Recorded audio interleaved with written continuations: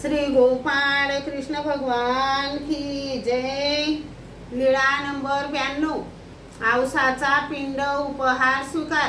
मग सर्वज्ञ औसाला म्हणाले, भिक्षा मागून या, मग तुमचे पिंड प्रदान चरितार्थ करू। मग भट्टोबास दुसऱ्या दिवशी देई गावाला सर्वज्ञांचे वस्त्र आणायला निघाले। तेव्हा औसा म्हणाली, जी स्वामी जगन्नाथा नाग देवाला सांगा, तो मला नदीच्या पलीकडे घेऊन जाईल। सर्वज्ञ म्हणाले, वानऱ्या नायकाला नदीच्या पलीकडे न्या। हो जी। मग भट्टोबासांनी औसाला पलीकडे नेले। भट्टोबास म्हणाले, आऊ तू अगोदर आलीस तर माझी वाट बघ, आणि मी अगोदर आलो तर तुझी वाट पाहिन। मग औसा नाथो कोरोच्या अन्न सत्राला गेली। औसा म्हणाली, हाय रे, काही भात आहे का? तो म्हणाला, हो आई आहे, पण शिळा आहे, घेऊन ये रे। तो शिळ्या भाताचा ढेपा घेऊन आला। औसाने सर्वज्ञांचे वस्त्र पसरले। औसा म्हणाली, आणखीन भात आण रे।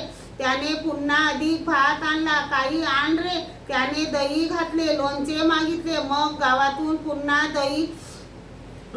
दही मागितले। औसाने दहीभात कालवला। सर्व पदार्थाचे गाठोडे बांधून घेऊन आलीस। भट्टोबास पुढे आलेलेच होते, तेव्हा गंगेचे पाणी पुरामुळे चढत होते।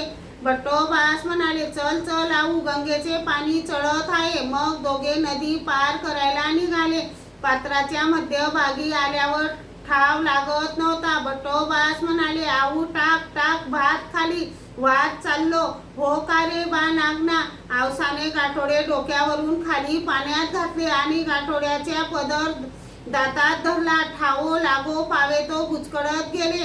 मग पुढे ठाव लागला। भट्टोबास म्हणाले, कटकट आऊ, इतका भात आणि सर्वज्ञांचे वस्त्र गेले। औसा म्हणाली, नाही गेले बा नागना, कोठे आहे? दातात पदर धरला आहे, तो दाखवला। भट्टोबासांनी गाठोडे बाहेर काढले, वस्त्रे पिळली। मग सर्वज्ञांजवळ आले। सिंहस्थळीच्या ठिकाणी आसन होते।